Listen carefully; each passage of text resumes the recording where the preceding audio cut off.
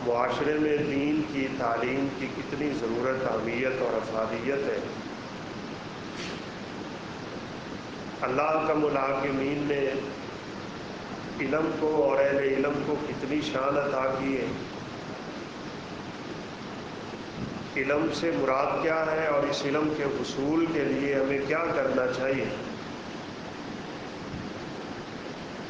یہ اس وقت کا ایک اہم ترین موضوع ہے۔ اور اس کی بنیادی وجہ یہ ہے کہ ویسے تو انسان ہر وقت ہی اس چیز کا ضرورت مند ہے کہ وہ اپنے اللہ اور اللہ کے رسول کے احکامات کو اچھی طرح پہچانے، لیکن چونکہ اب دینی مدارس کے نئے سال کا آغاز ہے اور اس دین کی تعلیم کے لیے اللہ کم الحاکمین کے فضل و کرم سے ہمارے ملک پاکستان میں بچوں اور بچیوں کی تعلیم کے داخلے جاری ہیں، تو بڑا اچھا موقع ہے کہ ہم اپنے بچوں اور بچیوں کو دین کی تعلیم سکھا لیں۔ میں نے پچھلے جمعے بھی اشارہ کیا تھا کہ علم صرف دو چیزوں کا نام ہے، ایک رب کا قرآن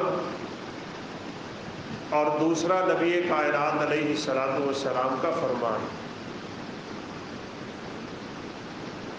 ہاں، ایک تیسری چیز اللہ کم الحاکمین بعض لوگوں کو اپنی خاص عنایت سے عطا فرما دیتے ہیں، اور وہ ہے دین کی سمجھ۔ دین کا علم اور چیز ہے، اور اس علم کی صحیح فہم، بصیرت اور بصارت اور چیز۔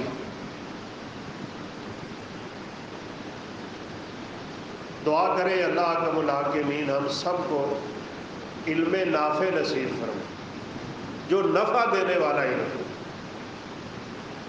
رسول اللہ صلی اللہ علیہ وسلم دعا کیا کرتے تھے، اللہم انی اسألک علما نافعا، یا اللہ میں تجھ سے ایسا علم مانگتا ہوں جو نفع دینے والا علم۔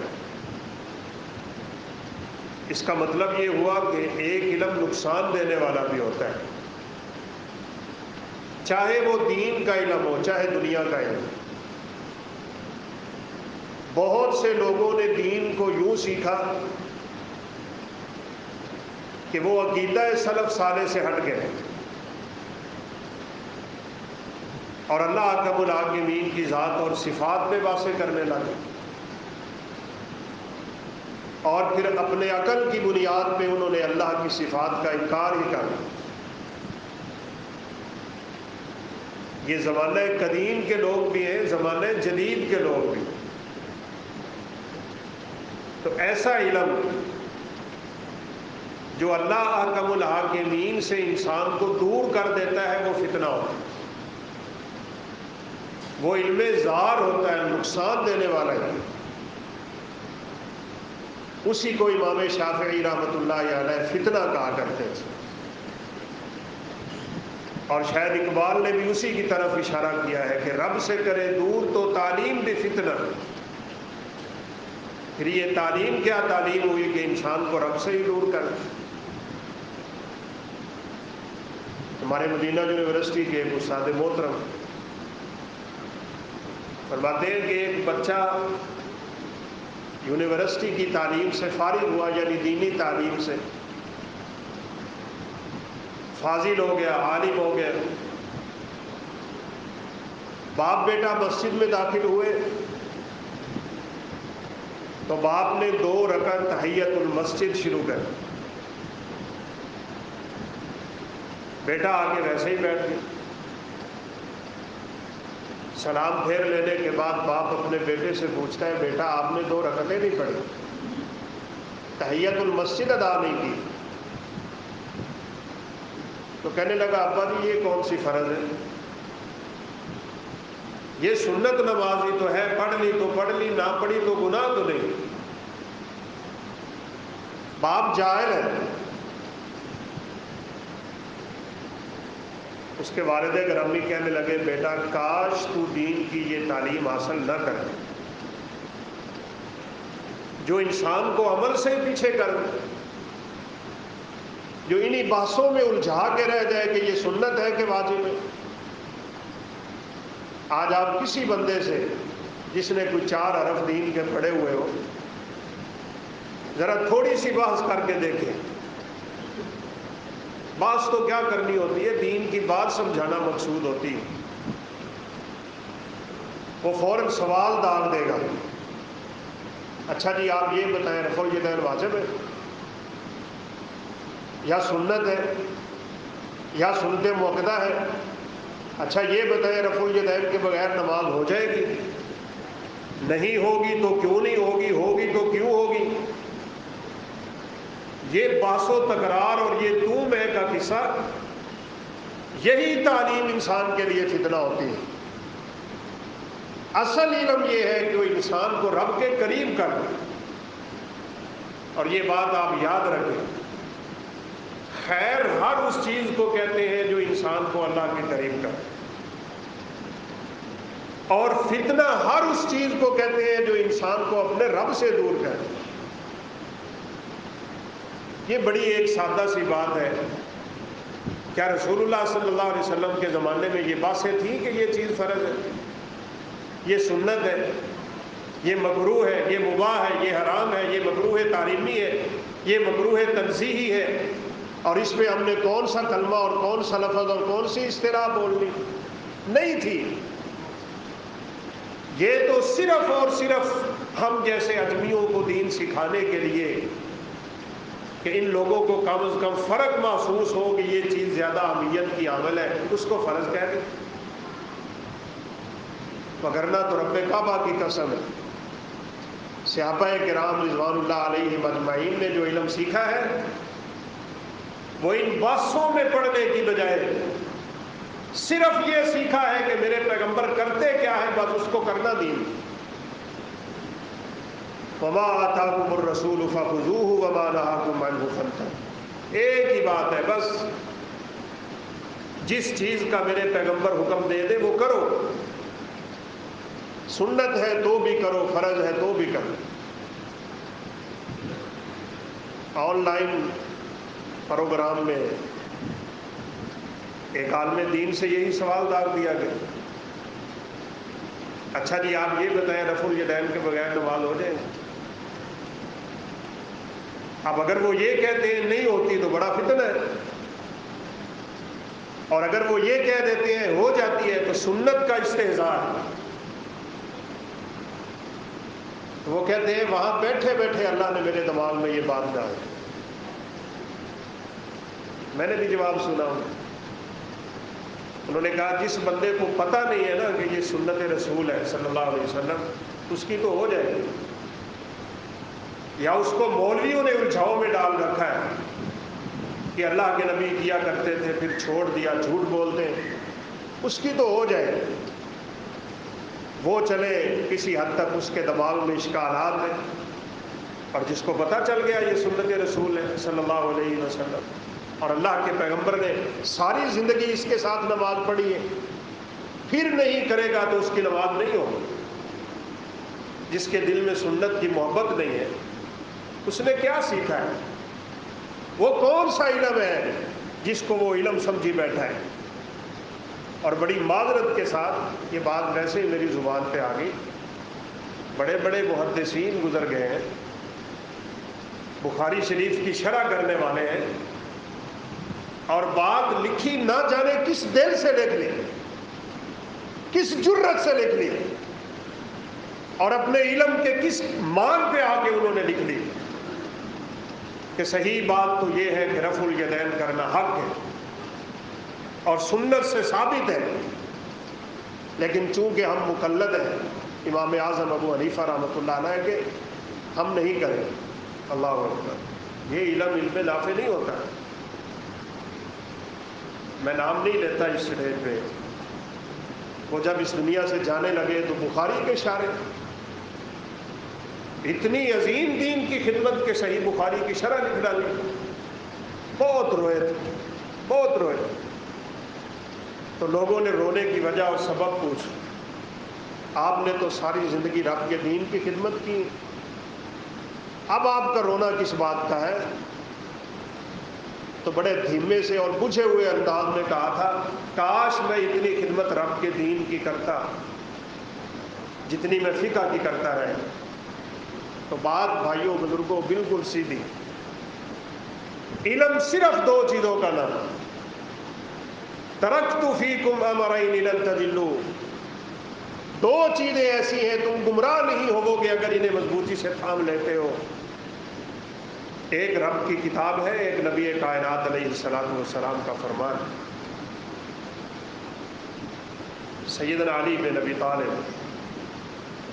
خلیفہ چہارم امیر المومنین، ان سے کسی نے پوچھ لی، کیا اللہ کے پیغمبر نے آپ کو کوئی خاص علم بھی دیا ہے؟ آپ کو پتہ ہے آج کل یہ بڑی باتیں ہیں، سوشل میڈیا کا دور ہے، ایک جی علم روحانی ہوتا ہے، ایک علم لدنی ہوتا ہے، ایک علم کشف ہوتا ہے، وہ اللہ کسی بندے پہ ظاہر کرتا ہے، اس کا کتاب و سنت سے کوئی تعلق نہیں ہوتا، وہ ایک الہامی باتیں ہوتی ہیں، وہ اللہ اپنے محبوبوں کو دیتا ہے، نہ جانے کیا سے کیا امت کو گمراہ کرنے کے وسائل اور ذرائع اکٹھے کر لیے گئے۔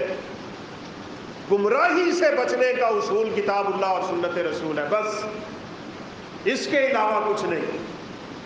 اس لیے وہ اتنے ڈوبے ہوئے ہوتے ہیں کہ پردے بھی ان کے دل کے، نمازیں بھی ان کے دل کی، حیا بھی نعوذ باللہ ان کے دل کا، اور نہ جانے کیسے کیسے وہ اعمال کو جا لاتے ہیں جن کا سنت سے دور دور تک کا کوئی تعلق نہیں ہے، بدعات و خرافات زمانے میں عام کرنے والے اور پھیلانے والے۔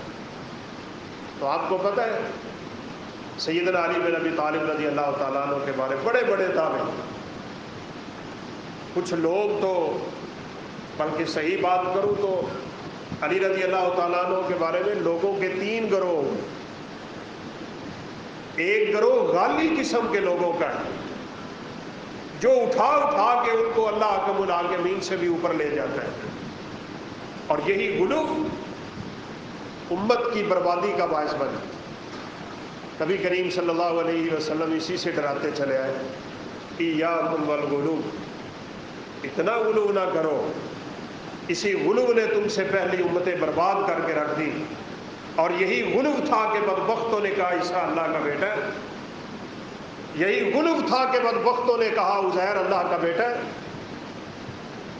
اور بڑی معذرت کے ساتھ ویڈیو موجود ہے، وہ اللہ کا بیٹا کہتے تھے، آج لوگ اپنے پیروں کو نعوذ باللہ رب کہتے ہیں سیدھا سیدھا، اور ایسے شرکیہ کلمات۔ دعا کریں اللہ ہمیں عقیدہ بھی نیک نصیب فرمائے اور صالح نصیب فرمائے، علم بھی نافع نصیب فرمائے، نقصان دہ علم سے اللہ ہم سب کو محفوظ فرمائے۔ ایک گروہ حضرت علی کی شان میں انتہائی تنقیس کا قائل ہے، برا بھلا کہتے ہیں سیدنا علی رضی اللہ تعالیٰ، اور تیسرے ہیں عقیدہ سلف صالح، منہج قویم اور سیدھے منہج والے لوگ جو سیدنا علی رضی اللہ تعالیٰ عنہ کو ان کی شان کے مطابق خطاب کرتے ہیں، نہ تو ان کی شان میں غلو کرنا چاہیے، نہ ان کی شان میں تنقیس کرنی چاہیے۔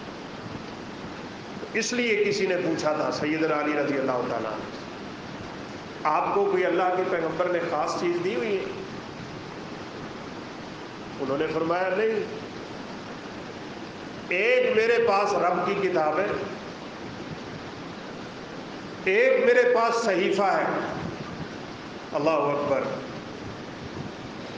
لوگ کہتے ہیں علم حدیث، کہ مجھے پرسوں بھی سوال آیا ہوا تھا کہ یہ حدیثیں تو بڑی بات کی لکھی گئی ہیں، اور ان میں پتہ نہیں کیا کیا محدثین نے داخل کر دیا ہے، اس میں بڑے جھوٹے جھوٹے راوی شامل ہو گئے ہیں، اللہ کے پیغمبر کے جانے کے 300 سال بعد حدیثیں جمع ہوئی ہیں، امام بخاری نے پہلے بخاری لکھی ہے، 256 ہجری میں ان کی وفات ہے، اتنا گیپ آنے کے بعد نہ جانے کتنی تبدیلیاں آ گئی ہوگی حدیث میں، اور کیسے کیسے انہوں نے اپنی طرف سے شامل کر دیا گیا ہوگا۔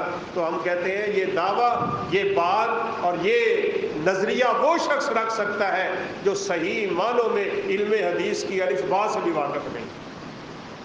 کس نے تمہیں کہا حدیث بعد میں لکھی؟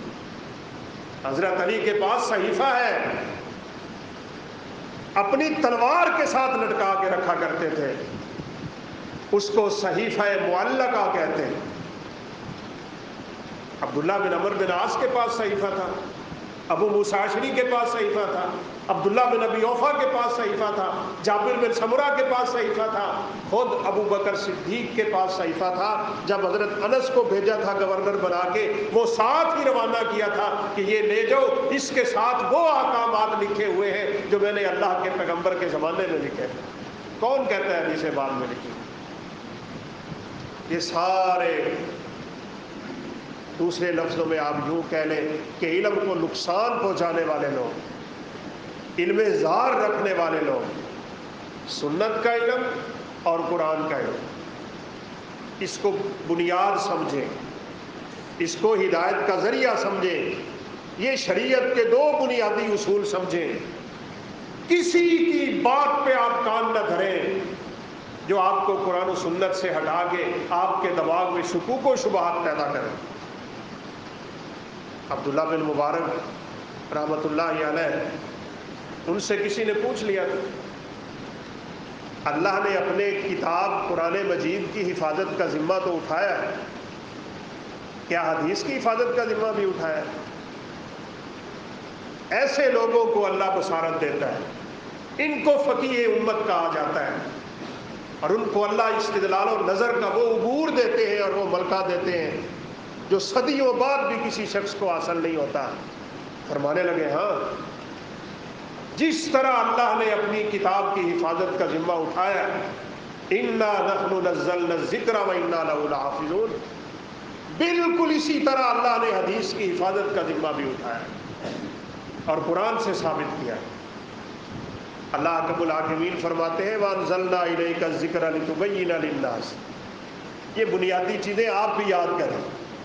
یہ لوگ بڑے شکوک و شبہات پیدا کرتے ہیں، منکرین حدیث اور حدیث کا انکار کرنے والے کسی بھی انداز میں، کچھ خبر واحد کا انکار کرنے والے ہیں، کچھ کلی حدیثوں کا انکار کرنے والے ہیں، کچھ اپنے مذہب کے خلاف آنے والی حدیثوں کا انکار کرنے والے ہیں، ان میں غلط تعویلیں کر کے اپنے مذہب کے مطابق موڑنے والے ہوتے ہیں۔ لیکن بندہ مومن وہ ہوتا ہے جو اللہ کے پیغمبر کی حدیث کو من وعن تسلیم کرتا ہو۔ بس اللہ تعالیٰ فرماتے ہیں ہم نے قرآن آپ کو دیا ہے، ہم نے آپ پہ قرآن نازل کیا ہے، اپنا ذکر نازل کیا ہے، لِتُبَيِّنَ لِلنَّاسِ، تاکہ آپ لوگوں کو اس کی وضاحت کر دیں، بیان کر دیں، تبیین کر دیں، تشریح کر دیں، تفسیر کر دیں۔ اسی تفسیر اور تبیین اور وضاحت کا ذمہ اللہ نے خود اٹھایا ہے سورہ قیامہ میں، اِنَّ عَلَيْنَا جَمْعَهُ وَقُرْآنَهُ ثُمَّ إِنَّ عَلَيْنَا بَيَانَهُ۔ فرمایا جس طرح قرآن آپ کے سینے میں جمع کرنا ہمارا کام ہے، اسی طرح قرآن کی تشریح سکھانا بھی ہمارا کام ہے۔ قرآن کی تشریح میرے نبی نے 2 طریقوں سے کی، ایک اپنی زبان اطہر سے اور ایک آپ صلی اللہ علیہ وسلم کے اپنے اعمال سے۔ اللہ نے کہا نماز پڑھو، میرے پیغمبر نے نماز کا طریقہ بتلایا بھی، نماز پڑھ کے سکھائی بھی، اور فرمایا صلو کما رأیتمونی اصلی، نماز ایسے پڑھو جیسے مجھے پڑھتے ہوئے دیکھتے ہو۔ اب یہ بات بالکل حقیقت سے اس کا دور دور تک کوئی تعلق نہیں کہ حدیث بعد میں لکھی گئی ہے، اس کی حفاظت نہیں ہوئی۔ آپ صلی اللہ علیہ وسلم کے ایک صحابی سیدنا عبداللہ بن عمرو بن عاص رضی اللہ تعالیٰ عنہ، بڑی شان و شوکت کے مالک ہیں، جلیل القدر صحابی ہیں۔ آپ کو پتہ ہے صحابہ میں سے علم حدیث کا ملکہ اور حافظ حدیث ہونے کا شرف اللہ نے سیدنا ابو ہریرہ رضی اللہ عنہ کو نصیب کیا ہے۔ سب کچھ چھوڑ چھڑا کے پیغمبر کے دروازے پہ نظریں ہوتی تھی ان کی کہ کب نکلے تو میں آپ کے ساتھ لگ جاؤں، جو کچھ آپ کی زبان سے نکلے میں یاد کر لوں۔ لوگوں نے ابو ہریرہ کی حدیثیں اس لیے کہہ کے چھوڑ دی کہ ابو ہریرہ کے پاس فقہ نہیں تھی، نعوذ باللہ، وہ فقیہ صحابی نہیں تھے۔ یہ تمہارے دماغ کی اختراع ہے، یہ صحابی کی گستاخی ہے۔ جس کو اللہ کے پیغمبر کا ساتھ نصیب ہو جائے، اور مجھے تو وہ بات یاد آ رہی ہے جب ایک مرتبہ ابو ہریرہ رضی اللہ عنہ فرمانے لگے تھے، اللہ کے پیغمبر میں آپ کی حدیثیں سنتا ہوں، یاد کرتا ہوں، محفوظ کرتا ہوں، سینے میں اتارتا ہوں، لیکن کبھی کبھی کچھ الفاظ بھول جاتے ہیں، کوئی حدیث بھول جاتی ہے، آپ بتائیں میں کیا کروں؟ رسول اللہ صلی اللہ علیہ وسلم نے فرمایا ابسط رداءک یا ابا ہریرہ، ابو ہریرہ اپنی چادر بچھاؤ۔ نعوذ باللہ ثم نعوذ باللہ، اگر ابو ہریرہ میں فقہ نہیں تھی، ابو ہریرہ فقیہ نہیں تھے، اور وہ امت مسلمہ کو زبانی صرف حدیثیں سنا کے چلے گئے، اللہ نے انہیں مدینے کا گورنر کیسے بنایا تھا؟ آزمائشوں سے گزار کے اللہ نے انہیں دنیا بھی نصیب کر دی تھی۔ فرمایا چادر بچھاؤ ابو ہریرہ۔ ابو ہریرہ رضی اللہ تعالیٰ عنہ فرماتے ہیں میں نے اپنی چادر بچھا دی۔ آپ صلی اللہ علیہ وسلم نے دعا فرمائی اور فرمایا اب اس چادر کو اپنے سینے سے لگا لیں۔ سیدنا ابو ہریرہ رضی اللہ تعالیٰ عنہ فرماتے ہیں میں نے جب سے یہ چادر اپنے سینے سے لگائی ہے، رب کعبہ کی قسم حدیث تو کیا مجھے ایک لفظ بھی نہیں جو بھول جاتا ہو، اللہ نے میرے دماغ اور سینے کو ہمیشہ کے لیے کھول دیا ہو، انشراح صدر نصیب ہوگی۔ وہ خود فرماتے ہیں مہاجرین جو ہجرتیں کر کے آئے تھے وہ جا کے بازار میں کام کرتے تھے، انصاری صحابہ مدینے کے رہنے والے اپنی کھیتی باڑی میں جا کے کام کرتے تھے، اور ایک ابو ہریرہ تھا جس کو نہ بازار کی فکر نہ جس کو کھیتی باڑی کی فکر، ابو ہریرہ کو ایک ہی فکر تھی کہ میں نے نبی کائنات کی احادیث کا ذخیرہ اپنے سینے میں اکٹھا کیسے کروں۔ حالات و واقعات تو پڑے آپ ان لوگوں کی، کہتے ہیں کہ بھوک پیاس کی وجہ سے میری یہ حالت ہو جاتی تھی کہ میں اپنا پیٹ اس سے کپڑا ہٹا کے زمین کے اوپر اس لیے لگا دیتا تھا کہ زمین کی تپش میرے پیٹ کو حرارت دے، اور ابو ہریرہ اس قابل ہو جائے کہ اٹھ کے بیٹھ کے نبی کائنات کی حدیث یاد کر لے گا۔ میں لیٹا ہوا ہوتا، لوگ کہتے جنا ابا ہریرہ، ابو ہریرہ کو کیا ہو گیا، یہ تو پاگل ہو گیا ہے۔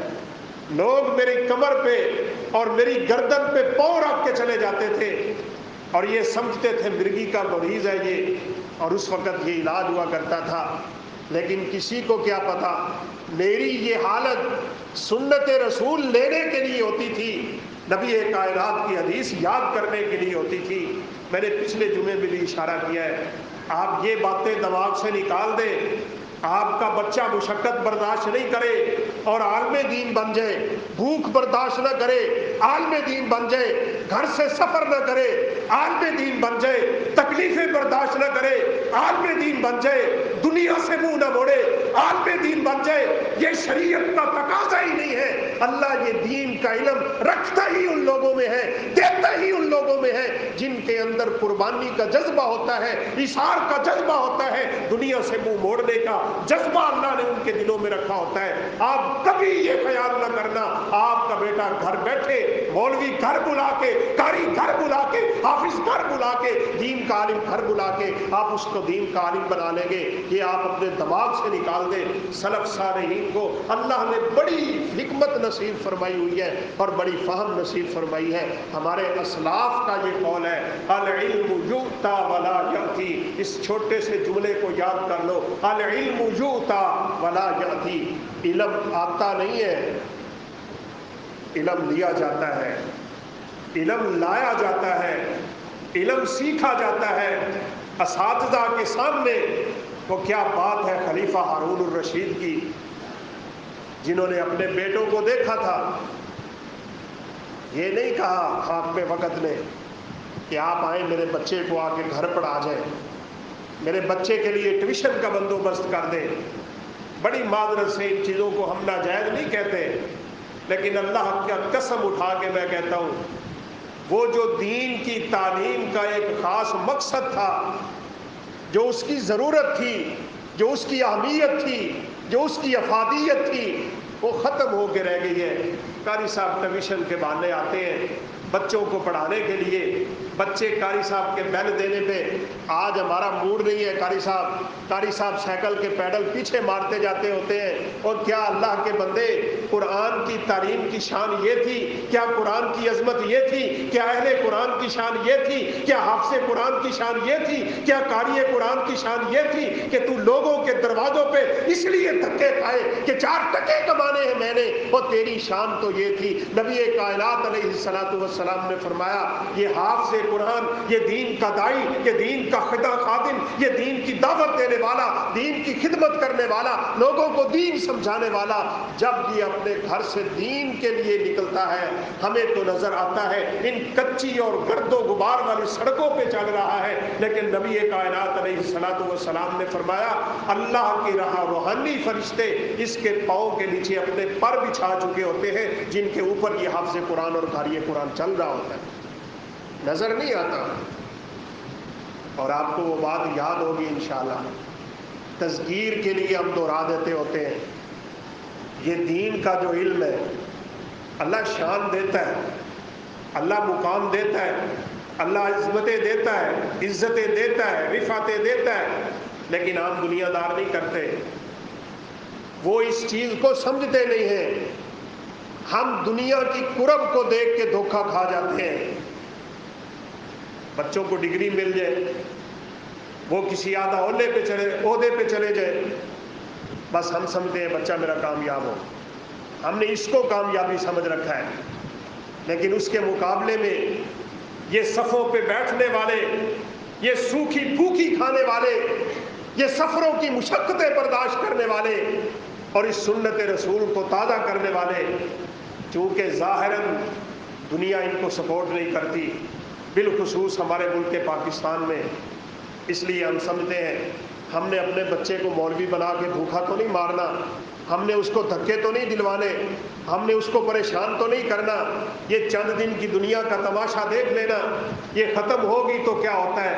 اللہ اکبر، بڑی اعلیٰ تعلیم کے لیے امریکہ گیا تھا ایک جاننے والا، بڑی دیر تعلیم حاصل کرتا رہا، بڑی اعلیٰ ڈگریاں حاصل کرتا رہا، اس کا والد یہاں سے جاتے ہوئے اسے کہتا تھا بیٹا نہ جاؤ، رب کا قرآن پڑھو، نبی کائنات کا فرمان سیکھو، علم دین سیکھ لو، اس علم میں بڑی برکتیں ہیں، اس علم میں بڑی رحمتیں ہیں، اس علم میں اللہ نے سب کچھ رکھا ہے، دین بھی ہے، دنیا بھی ہے، یہ رب کا قانون بھی ہے، صرف دنیا چاہنے والوں کو اللہ دنیا دیتا ہے اور دیتا بھی اتنی ہے جتنی ان کے نصیب میں لکھی ہوتی ہے، زیادہ بھی دے کے آزما لیتا ہے، کم بھی دے کے آزما لیتا ہے، لیکن دنیا اور آخرت کی فکریں کرنے والے اللہ انہیں دونوں چیزیں نصیب کرتا ہے۔ نہیں مانی، چھوڑ دیا والدین کو، بڑی دیر تک امریکہ میں رہا اور وہیں پہ فوت ہو گیا۔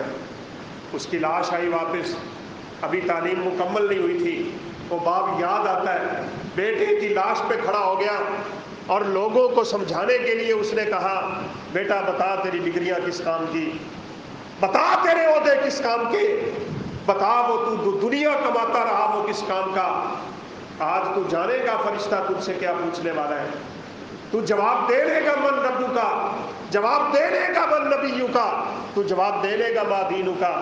آج تجھے ان جوابوں کی ضرورت تھی، آج وہ ثابت قدمی کی ضرورت تھی جس کی تیاری کر کے تو نے قبر میں اترنا تھا۔ تو لا الہ الا اللہ کا مطلب نہ جان سکا، لا الہ الا اللہ کا معنی نہ جان سکا، لا الہ الا اللہ کا مفہوم نہ جان سکا، لا الہ الا اللہ کے تقاضے نہ جان سکا، لا الہ الا اللہ کی شرطیں نہ جان سکا، لا الہ الا اللہ کن چیزوں سے ناقص ہو جاتا ہے، وہ کون سی چیزیں ہیں جن کے کرنے سے انسان دائرہ اسلام سے خارج ہو جاتا ہے۔ وہ بیٹا تو اس طرح کی بنیادی چیزیں نہ سیکھ سکا، اب بتا اپنے رب کو جا کے کیا جواب دے۔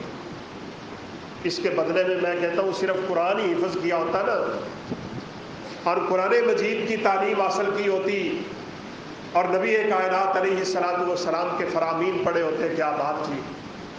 دنیا میں بھی عزت، آخرت میں بھی عزت، اور حقیقی عزت تب ہی ہوگی جب اللہ اکرم الحاکمین ان بندوں کو اپنا انعام دے۔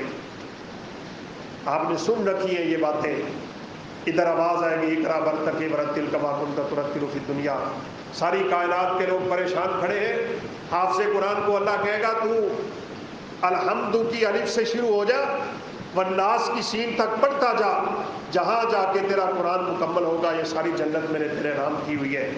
لوگوں کی صفوں سے نکال کے اللہ اپنے مقرب ترین فرشتوں میں کھڑا کر رہا ہے، جن کے والدین پہ اللہ ایسا تاج سروں پہ رکھ رہا ہے جس کے سامنے سورج کی روشنی ماند پڑی ہوئی ہے، اور جس کو اللہ ایسے مقام نصیب کر رہا ہے۔ اللہ اکبر۔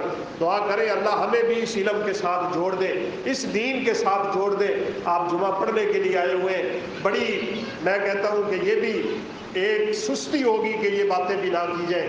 نبی کائنات علیہ الصلوۃ والسلام نے فرمایا ہے کل قیامت کا دن ہوگا، اللہ احکم الحاکمین آواز دیں گے این جیرانی، این جیرانی، میرے پڑوسی کدھر ہے، میرے ہمسائے کدھر ہیں؟ اللہ اکبر۔ فرشتے کہیں گے یا اللہ تیری ہمسائیگی، تیرا پڑوس، تجھے کس پڑوس کی ضرورت ہے؟ تیرا پڑوسی ہے کون جس کو آج اللہ احکم الحاکمین خود بلا رہے ہیں؟ اللہ احکم الحاکمین کہیں گے عمار المساجد، مسجدوں کو آباد کرنے والے میرے پڑوسی، وہ میرے ہمسائے ہیں، لاؤ ان لوگوں کو جو مسجدیں آباد کرتے تھے۔ یا اللہ کیا حکم ہے ان کے لیے؟ اللہ تعالیٰ فرمائیں گے میرے عرش کی دائیں جانب نور کے ممبر سجا دو، نور کے ممبر، اور ان لوگوں کو جو میرے ہمسائے تھے، جو دنیا میں مسیتڑ بن کے رہے، مسجد میں رہے، مسجد سے تعلق جوڑے رکھا، مسجد کو آباد کرتے رہے، مسجد کی عبادت میں لگے رہے، مسجد میں خطابت کا درس دیتے رہے، آج ان لوگوں کو میرے عرش کے دائیں جانب یہ جو نور کے ممبر بنے ہوئے ہیں، ان لوگوں کو میرے نور کے ممبروں پہ بٹھا کے لوگوں کو سمجھاؤ کہ میں نے ان کو آج قیامت کے دن کتنا شرف اور کتنا مقام نصیب کر۔ ان کے مقام کو بھائی کوئی نہیں پہنچ سکتا۔ اور آپ نے حدیث سنی ہے فضل العالم علی العابد کفضلی علی ادناکم، میں کہتا ہوں اس سے بڑی شان شاید بیان کرنا ممکن ہی نہیں ہے۔ نبی کائنات علیہ الصلوۃ والسلام کی عظمت، آپ کی رفعت، آپ کی شان، آپ کی شوکت، آپ کی فضیلت، آپ کا مقام اور مرتبہ اس ساری امت کیا سارے انبیاء سے اعلیٰ اور افضل ہے۔ تو آپ نے کیسے مثال دی؟ آپ مثال بڑی زیرک قسم کی دیا کرتے تھے۔ آپ نے فرمایا میری امت کا جو سب سے گھٹیا انسان ہے، جو سب سے ادنا انسان ہے، جو سب سے ہلکا انسان ہے، جتنی میری فضیلت اس پہ ہے، اللہ ایک عالم کی اتنی فضیلت اس بندے پہ رکھتا ہے جو بندہ ساری زندگی رب کی عبادت کرتا ہے۔ عبادت کرنے والے پہ، عام لوگوں پہ نہیں، عابد پہ، عالم کی اتنی فضیلت ہے جیسے تم میں سے ایک ادنا ترین انسان پہ میری فضیلت ہے۔ آپ سوچیں اس بندے کا پوری دنیا میں مقام کتنا ہو۔ تو بہرحال علم نافع صرف اور صرف قرآن و سنت کا نام ہے۔ باقی اس دنیا میں جتنے بھی علوم ہیں نا، وہ علوم نہیں ہیں، وہ فنون ہے، فنون، وہ فن ہے، فن۔ اس لیے امام شافعی رحمہ اللہ کی مشہور بات ہے کل العلوم سوی القرآن مشغلہ، بس دو ہی چیزیں ہیں، باقی سب شغل شپٹا ہے، انسان دنیا میں کر کے گزار جاتا ہے۔ اور غالباً سیدنا عبداللہ بن مسعود رضی اللہ عنہ کا قول ہے، یا کسی سلف صالحین میں سے ایک بزرگ کا قول ہے، کن عالما او متعلما او سامعا، تین چیزوں میں سے ایک چیز ضرور اختیار کرو، یا علم سیکھنا شروع کر دو، یا علم سکھانا شروع کر دو، یا کم از کم علم کی باتیں سیکھنا شروع ہو جاؤ، علم کی باتیں سننا شروع ہو جاؤ۔ اس کے علاوہ نہ بننا کوئی بھی، وگرنہ خسارے میں رہو گے، گھاٹے میں رہو گے، نقصان میں رہو گے۔ اللہ اپنے علم والوں کو بڑی شان نصیب کرے گا، لیکن یاد رکھنا صرف قرآن، صرف حدیث یا ان کے معاون علوم ہیں، وہ تو ہم اس لیے پڑھتے ہیں قرآن و حدیث کی اچھی طرح سمجھ آ جائے۔ اور میں یہ بھی تذکرہ کیے جا رہا تھا کہ یہ بات کسی کے دماغ سے نہ نکلے اور کسی کے زبان سے نہ نکلے کہ یہ علم حدیث تو بڑا بات کا لکھا ہوا ہے، کوئی بات کا نہیں لکھا ہوا۔ عبداللہ بن عمر بن عاص، جیسے ابو ہریرہ رضی اللہ عنہ خود کہتے ہیں جتنی حدیثیں عبداللہ بن عمر بن عاص کے پاس ہیں میرے پاس نہیں ہے۔ کان یکتب ولا اکتب، عبداللہ بن عمر حدیثیں لکھا کرتے تھے، میں لکھا نہیں کرتا تھا۔ صحابی رسول ہیں، حدیثیں لکھتے ہیں، ہر بات لکھتے ہیں۔ کسی نے کہہ دیا اللہ کے پیغمبر آخر انسان ہے، کبھی غصے میں بولتے ہوں گے، کبھی بشری تقاضے میں بولتے ہوں گے، کبھی بشری ضرورت میں بولتے ہوں گے، تو اللہ کے نبی کی ہر بات ہی لکھ لیتا ہے، ہر بات نہ لکھی کر، جو بات آپ دین کے بارے میں کریں نا وہ لکھا کر۔ عبداللہ بن عمر کہتے ہیں میں نے قلم روک لیا، ہر بات لکھنا چھوڑ دی۔ مجھے جب یہ محسوس ہوتا کہ دین کی بات ہونے لگی تو اس وقت میں اپنے قلم کو حرکت دیتا۔ آپ صلی اللہ علیہ وسلم نے بلا کے کہا عبداللہ تم لکھا کرتے تھے، اب کیوں نہیں لکھتے ہو؟ فرمانے لگے میں نے اس لیے چھوڑ دیا کہ لوگ یہ بات کرتے ہیں۔ آپ صلی اللہ علیہ وسلم نے اپنی زبان مبارک پکڑ لی اور فرمایا اکتب فوالذی نفسی بیدی لا یخرج من لسانی الا الحق، عبداللہ سب کچھ لکھو، مجھے قسم ہے پیدا کرنے والے کی میری اس زبان سے سوائے حق کے کوئی بات نکلتی نہیں۔ عبداللہ بن عمر لکھتے، کون کہتا ہے حدیثیں نہیں لکھی گئی؟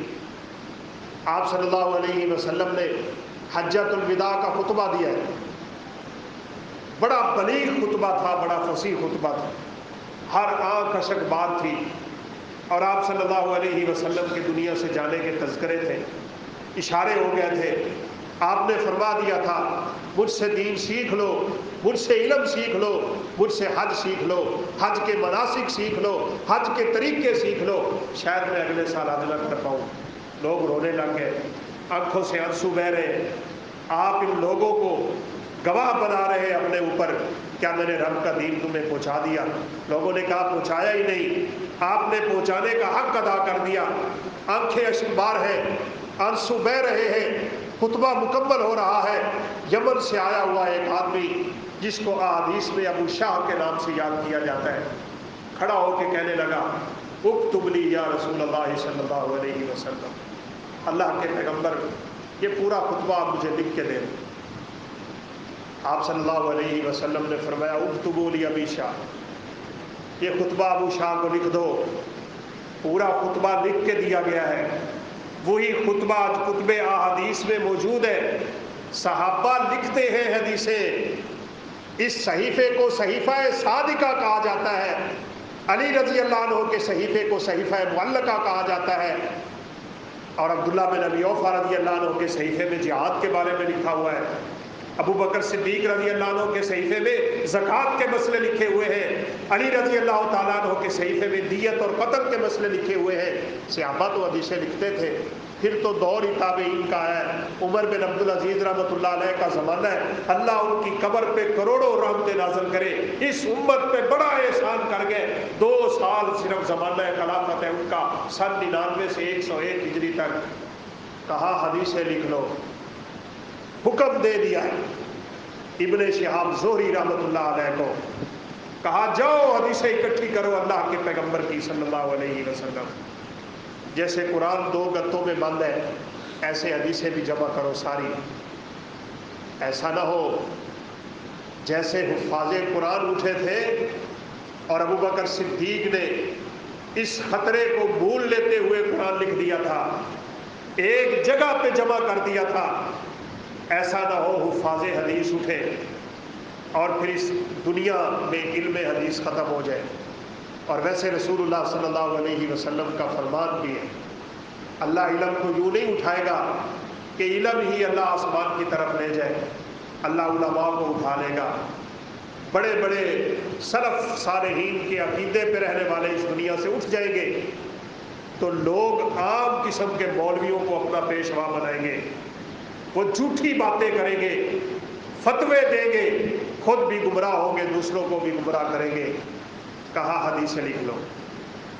یہ قرآن جمع کرنے والی فضیلت اللہ نے ابو بکر صدیق کو عطا کی ہے، لیکن ابو بکر صدیق رضی اللہ عنہ کا زمانہ ابتدائی زمانہ تھا، لوگوں نے اسی قرآن کے اندر تفسیر بھی لکھ لی، اسی قرآن کے اندر اپنی قراءات جو پڑھی تھی اللہ کے پیغمبر سے وہ بھی لکھ لی تھی۔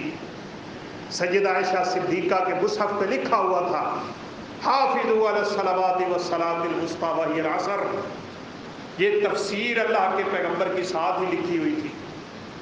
تو سیدنا عثمان بن عفان رضی اللہ عنہ کا زمانہ آ گیا، انہوں نے اس امت پہ احسان کر دیا، وہ جامع القرآن بن گئے۔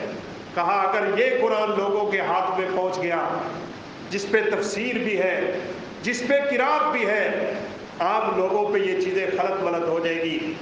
صرف قرآن مجید کی نص کو جمع کیا جائے اور اس انداز میں جمع کیا جائے کہ اس میں قراتیں بھی موجود ہوں، قراءات اس سے نکل بھی سکتی ہو۔